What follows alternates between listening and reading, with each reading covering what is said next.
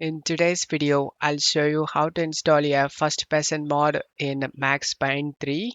Check my video description for this mod download link. Scroll down, select the download option, and download this latest version. Select the download again, download now.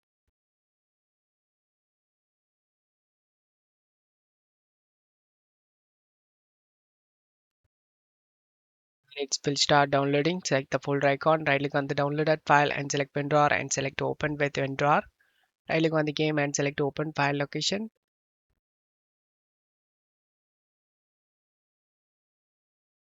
Drag and drop these files inside the game folder. Replace the file in the destination and launch the game. And as you can see, the first person mod is working.